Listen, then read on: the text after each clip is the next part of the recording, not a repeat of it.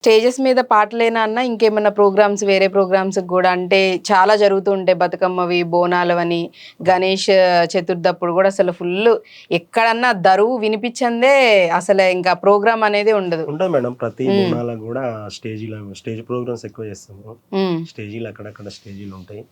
బోనాలకు కావచ్చు, దుర్గా ఇప్పుడు దసరాకు మన ఇది ఏది యాదవులు సదర్ ప్రోగ్రాము, సదర్ పండగప్పుడు కూడా చేస్తాం. స్టేజ్ ప్రోగ్రామ్ ఎక్కువ చేస్తాం. ఇంకొకటి స్టూడియోలలో కూడా, స్టూడియోలు అంటే ఇప్పుడు ఇంటర్వ్యూలు జరుగుతుంటాయి కదా, ఇంటర్వ్యూలో కూడా డబ్ ప్లే చేస్తాను.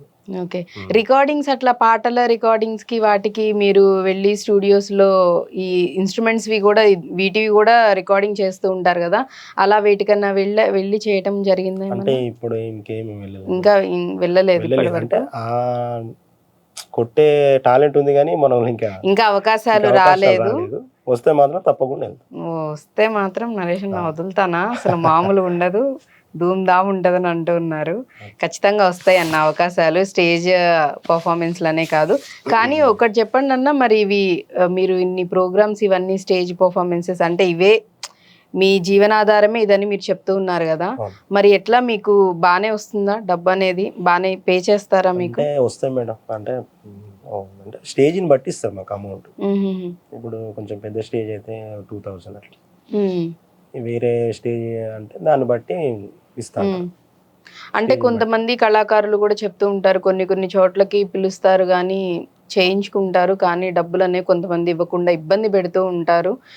కొంతమంది అసలు మొత్తానికి ఇవ్వను కూడా ఇవ్వరు, మనం ఎన్నిసార్లు అడిగినా. అలాంటి ఇబ్బందులు ఎప్పుడన్నా మీరు ఎదుర్కొన్నారా? ఎప్పుడు ఎదుర్కోలేదు మేడం. ఎందుకంటే మన కష్టాన్ని వాళ్ళు శ్రమగా, మన శ్రమ దాన్ని వాళ్ళు వేరే విధంగా అట్లా ఏం యూజ్ చేసుకోరు, చేసుకుంటే వాళ్ళగా. నాకైతే ఇప్పుడు అట్లా కాలేదు. ఇప్పటి వరకు మీకు ఎవరెవరైతే అవకాశాలు ఇచ్చారో వాళ్ళందరూ మీకు డబ్బులు ఎప్పుడే ఫస్ట్ ఎవరు ఫోన్ చేసినా అన్న ఎంత తీసుకుంటారు డబ్బులు అని అడుగుతారు. ఫస్ట్ అన్న ఎంత తీసుకుంటారు డబ్బులు అంటే, నేను ఫస్ట్ ఫోన్ చేయగానే మీరు ఇంత ఇవ్వండి అంత ఇవ్వండి అని ఎవరికి ఏం చెప్పను. అంటే డబ్బుల విషయం ఎంత అంతా నేను చెప్పను. ఎందుకంటే అక్కడికి వచ్చినాక ఆ ప్రోగ్రామ్ చూసి మీకు ఎంత ఉంటే అంతే ఇవ్వండి అన్న, అట్లేం లేదు. అంటే అట్లేం లేదన్న, మిమ్మల్ని వీళ్ళు పిలవాలంటే మీరు ఎంతో చెప్పాలని ఇవ్వాలంటే అట్లేం లేదన్న, మీరు ప్రోగ్రామ్ బట్టి దాన్ని బట్టి మీరు ఇవ్వండి అని అంటూ ఉంటారు. అంత ఇవ్వండి అన్న, ఎందుకన్నా అని చెప్పి నేను ఎవరిని కూడా ఇబ్బంది ఏం పెట్టాను. వాళ్ళు కూడా ప్రోగ్రామ్ అయిపోగా అన్న థ్యాంక్ యూ అన్న అని చెప్పి మరి మంచిగా డబ్బులు ఇచ్చి పంపిస్తాను. మరి మీకు ఫస్ట్ స్టేజ్ ప్రోగ్రామ్ కి ఎంత డబ్బులు వచ్చాయి గుర్తుందా? ఫస్ట్ తీసుకున్నది అప్పుడు మేడం 300, అంటే తెలంగాణ ఉద్యమంలో 200, 300. ఫస్ట్ తీసుకుంది 300. 300 250 నుండి స్టార్ట్. 250, 300, తర్వాత 500. అంటే అప్పట్లో అమ్మ నాకు 500 ఇచ్చిర్రా, పెద్ద గొప్ప అన్న ఇది. 500 వచ్చినాయంటే అప్పుడు ఇక అసలు ధూమ్ధామ్. మరి దోస్తులు ఉన్నారా అన్న మీకు? ఉన్నారు మేడం. మీది ఎట్లా నడుస్తాయి దావతులు ఇవన్నీ? అంటే మామూలుగా ఇప్పుడు సింగర్స్ వీళ్ళందరూ అంటే మంచిగా నలుగురం కూర్చొని మాట్లాడుకుంటున్నా అంటే పాడుకుంటూనో సరదాను ఉంటుంది. మరి మీది ఎలా నడుస్తుంది? కూర్చొని మాట్లాడుకున్న మొత్తం దరువు ఇదే ఉంటుందా? అంటే మేము కలిసినప్పుడల్లా మేడం దరువు అంటే దాదాపు ఇంటికాడ ఉన్నప్పుడు కూడా కామన్ గా ఎవరి రిధం వాళ్ళు అంటే చూసుకునేటప్పుడు ప్రాక్టీస్ చేసుకుంటా ఉంటారు. ఒక్కొక్కరు ఇప్పుడు అంటే నేను కొట్టేది వాళ్ళు కొట్టరు, అంటే వాళ్ళు కొట్టేది నేను కొట్టను. అంటే ఒక్కొక్కరు ఒక్కొక్క స్టైల్. దోస్తులు కూడా చాలా మంది అంటే ఇక ఫీల్డ్ అదే కాబట్టి దాదాపు అందరు మొత్తం వాళ్ళే ఉంటారన్నమాట. ఒక్కొక్కరిది ఒక్కొక్క స్టైల్ ఉంటుంది మేడం. కొట్టే విధానము బిట్టు అదే ఉంటుంది, రిధం అదే, కానీ కొట్టే విధానంలో ఒక్కొక్కరు ఒక్కొక్క స్టైల్ గా ఉంటుంది. డిఫరెంట్ గా ఒకటే పాటకు 2-3 రకాలుగా కొట్టచ్చు. యాక్చువల్లీ వ్యూవర్స్ కూడా అనుకుంటూ ఉండొచ్చు, అదేంటి అసలు డప్పు ఇది అని చెప్పారు, ఆయన ఏమో అసలు ఏం కొట్టట్లేదు ఏం లేదు పాడుతున్నారు అనుకుంటున్నారు. పిక్చర్ అభి బాకీ హే ఇంకా ఉంది. సో ఏదన్నా కానీ ముందు ఇంకా చూస్తున్నట్లేదు. మీరు ఎండ్ వరకు ఇంటర్వ్యూ చూస్తే మీకు అర్థమవుతుంది డప్పు దరువు అనేది నెక్స్ట్ లెవెల్లో ఉంటుంది అన్నమాట. సో ఒక్కొక్కళ్ళు ఒక్కొక్క స్టైల్లో. మా కోసం ఏదన్నా ఒక పాటను అట్లాగా డిఫరెంట్ స్టైల్లో మీరు కొట్టి చూపిస్తారా ఇప్పుడు? చూపిస్తాను. ఓకే. ఇప్పుడైతే ఏ పాటకు కొడతారు మీరు? అంటే సినిమా సాంగ్స్ కూడా వింటాం మేడం. సినిమా పాటలు కూడా వింటూ ఉంటారా? ఇప్పుడు గువ్వా గోరింక అని ఉంటుంది చిరంజీవి గారి పాట. చిరంజీవి గారి పాట ఆ పాటకా? అంటే సినిమా సాంగ్స్ కూడా కామన్ గా రిథమ్స్ కొట్టుకోవచ్చు, మన డప్పు మీద కొట్టవచ్చు. డప్పుతో సినిమా పాటది ట్రై చేస్తున్నారు. ట్రై కాదు యాక్చువల్లీ చేస్తున్నారు, చూద్దాం. ఇప్పుడు ఆ పాట మేడం గువ్వా గోరింక ఉంది. ఉమ్.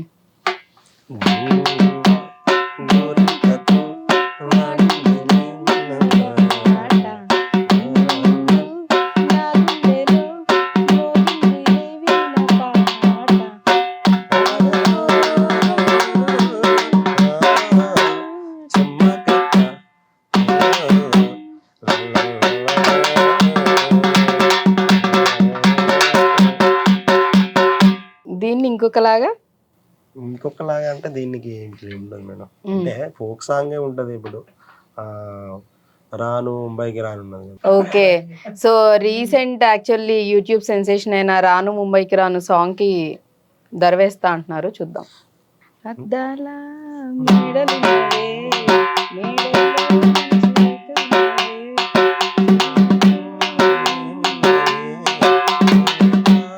ముంబై రాను.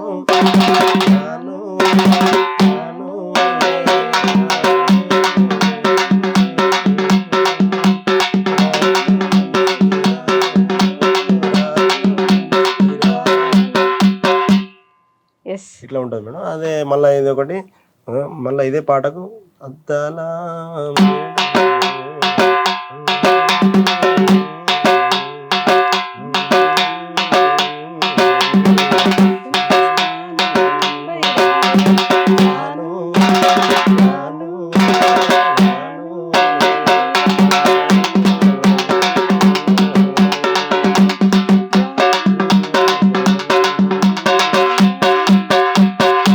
అంటే కొన్ని వేరియేషన్స్ అట్లా వస్తాయి, కానీ అది ఇక సడన్ గా అడిగేసరికి కొంచెం సడన్ గా అడిగేసరికి అంటున్నారు కానీ బాగానే కొడుతున్నారు, గట్టిగానే వేస్తున్నారు అనమాట.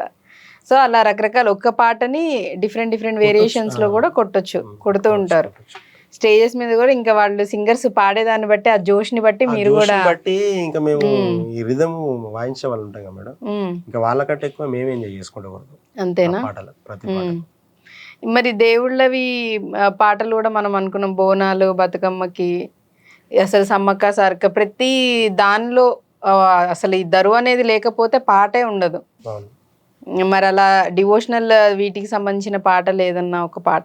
మాయదారి మైసమ్మో మైసమ్మ మనం మైసారం బోధమే మైసమ్మ, మాయదారి మైసమ్మో మైసమ్మ మనం మైసారం బోధమే మైసమ్మ, ఓ మైసమ్మ మైసమ్మ మైసమ్మ మైసమ్మ గవరబెట్టి గవరబెట్టి గవరబెట్టి పరిశాంతి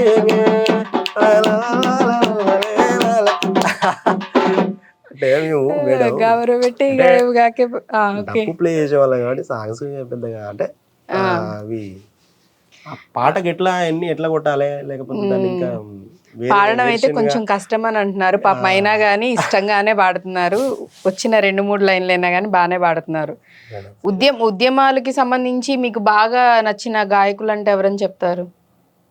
ఉద్యమ పాటలు బాగా పాటలు అంటే ఎప్పుడు సోమన్న సినిమాల్లో సినిమా పాటలు కూడా వింటూ ఉంటానని అంటున్నారు కదా. సినిమా సాంగ్స్ అంటే మన రాహుల్ సిప్లిగంజ్ అన్న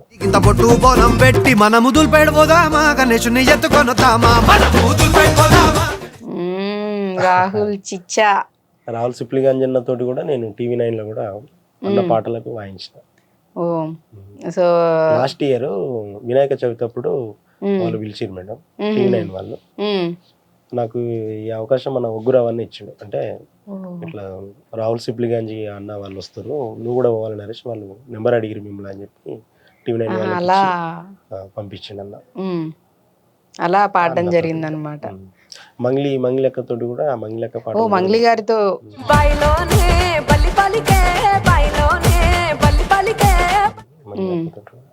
తన స్టేజ్ ప్రోగ్రామ్స్ ఉన్నా కానీ మీరు వెళ్ళి కొడుతూ ఉంటారా? ఓకే, రాహుల్ గారివి అంటే ఓన్లీ ఆ స్టూడియోలోనైనా, బయట ఏమన్నా ఆయనవి ప్రోగ్రామ్స్ తను కూడా ఇస్తూ ఉంటారు కదా, ఏమన్నా వెళ్ళి మీరు? అంటే ఇంకేం వెళ్ళలే మేడం. అంటే లాస్ట్ ఇయరే అన్న కలిసిండు, అన్న పాటలకు RRR మూవీస్ ఆ సాంగ్ కూడా కొట్టిన.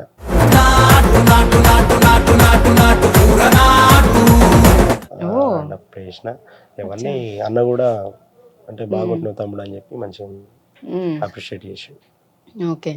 సో ఇప్పటివరకు అంతా స్టేజ్ పర్ఫార్మెన్సెస్, స్టేజ్ ప్రోగ్రామ్స్ ఎక్కువ ఇవ్వటం, అవును రికార్డింగ్స్ అంటూ మీరు చేసింది ఏం లేదు. అవును ఏం లేదు మేడం.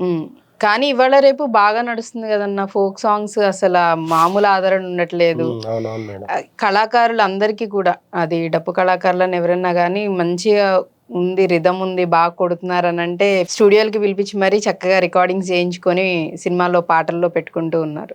అలా ఒకవేళ అవకాశం వస్తే మరి అంటే నాకు కొన్ని కొన్ని బాధ ఎప్పుడు అనిపిస్తాయి అంటే కొన్ని టీవీలలో కానీ కొన్ని అక్కడక్కడ ఛానళ్ళల్లో చూస్తే కొన్ని అంటే కొంతమంది రిధం రాకుండా కూడా అరే మరి వాళ్ళు పోయి అక్కడ కూర్చొని కొడుతాను నాకు ఎప్పుడు వస్తారు ఈ ఛాయిస్ అని అనుకున్న సందర్భాలు చాలా ఉన్నాయి. ఓ అట్లా అనిపించినాయి అంటే అసలు అంటే ఏమి వాళ్ళు అక్కడ రానోళ్ళు వెళ్ళి రిధము ఆ పాటకు రిధము కొట్టే విధానం చూసి ఇంకా నేనుంటే అక్కడ ఇంకా జర మంచిగా కొడుతుందేమో.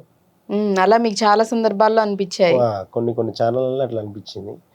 తర్వాత నాకు వచ్చే అవకాశాలు నాకు వచ్చినాయి. నేను కూడా ఇప్పుడైతే ఏం లేదు, మంచిగా యూట్యూబ్ ఛానల్ అవి డబ్బులు వేయని పోతున్నాను. ఓకే. వేరే అన్న వాళ్ళు ఇట్లా ఎవరన్నా వాళ్ళు వెళ్ళినప్పుడు నన్ను కూడా డప్పు ప్లే చేయడానికి రమ్మంటారు, అక్కడ ఛానల్ ఓకే. సో అవకాశాలన్నీ వస్తూ ఉన్నాయి, ప్రోగ్రామ్స్ కంటిన్యూస్గా చేసుకుంటూనే ఉన్నాము అని అంటున్నారు.